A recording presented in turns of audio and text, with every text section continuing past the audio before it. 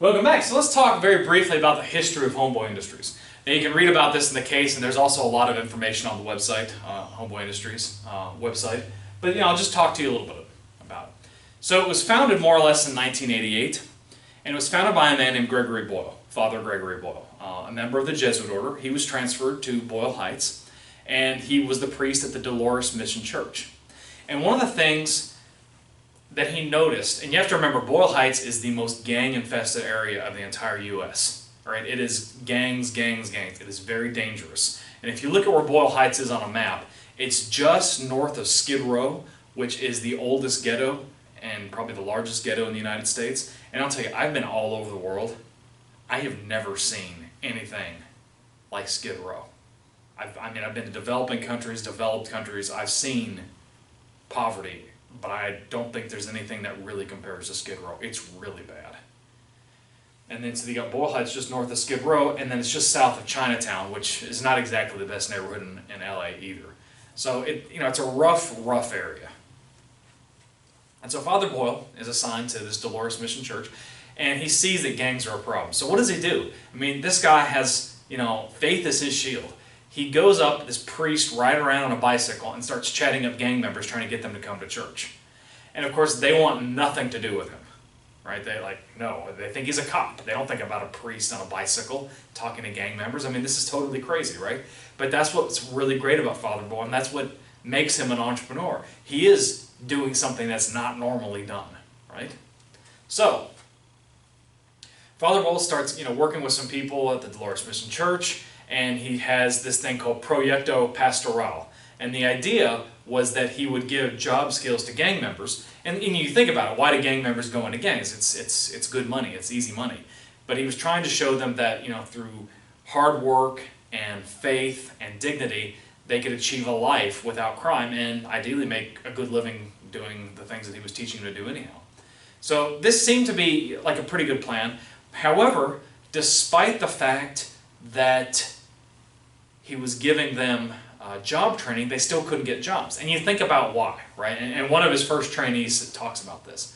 He says, the trainee goes up and he says, "Yo, Father G, I've done all your job training. I've done the prayer. I'm ready to turn my life around and nobody will hire me." And Father Boyle looks at him and he says, "Well, you've got FU tattooed across your forehead. Do you think that might have something to do with it, right?" So that kind of started being part of the impetus between what Father Boyle was trying to do. He said, well, maybe if we can get some of these tattoos removed. He's got that in the back of the mind. Around the same time, in 1992, he starts a bakery. And he renames his Proyecto Pastoral to Homeboy Industries. And the idea behind the bakery, and I'll talk more about that in videos 4 and 5, but the idea behind the bakery was that he could, and Father Boyle says this quite well. He says, "We do not hire homies to bake bread. We bake bread to hire homies." In other words, the idea is, okay, these people will not be given a chance in normal employment when they have nothing on their resume, and some of them may never get a chance at fair employment, right? Because again, people are reticent to hire former gang members, drug addicts, murderers, felons, inmates. They're reticent to take that chance on them. So he said, you know what, we'll provide employment opportunities for them.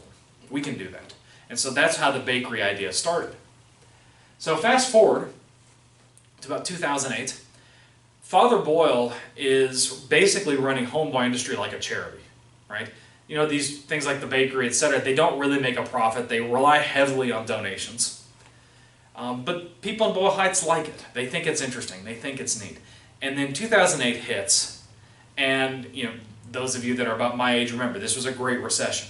And so the donations dried up, the grants dried up, all the federal funding dried up for this program. And so they had to do mass layoffs. I think they laid off like 3/4 of their staff, including like longtime senior managers. And about that time, Bruce Carrots, a former CEO of KB Home, started working at Homeboy Industries. And he was able to bring in some donations from his wealthy friends and from his own personal savings. And he started kind of putting this bug in Father Boyle's ear. And he says, you know what? I think if we could maybe start running some of these social enterprises, which I'll talk about in a few minutes, I think we can start running these social enterprises a little bit more like in a business fashion. They won't be such a money drain, and this may lead to future financial sustainability. And so he put that bug in Father Boyle's ear, and a little bit later on, Father Boyle hires Tom Bozo to be the first CEO of Homeboy Industries, and Tom Bozo was a former CEO of Aramark. And Tom Bozo basically built upon this idea that social enterprises can be used to make money that can in turn take care of financially or subsidize the rest of Father Boyle's social programs. So that's kind of what Homeboy Industries is today. It's kind of this mixed hybrid model of charity and business. And we're going to do a few more details on that in the following videos. As always, I hope you've enjoyed this video. Give me a thumbs up if you like it. Hit that subscribe button and make sure you give me any comments down below. I'm looking forward to seeing you in the next video.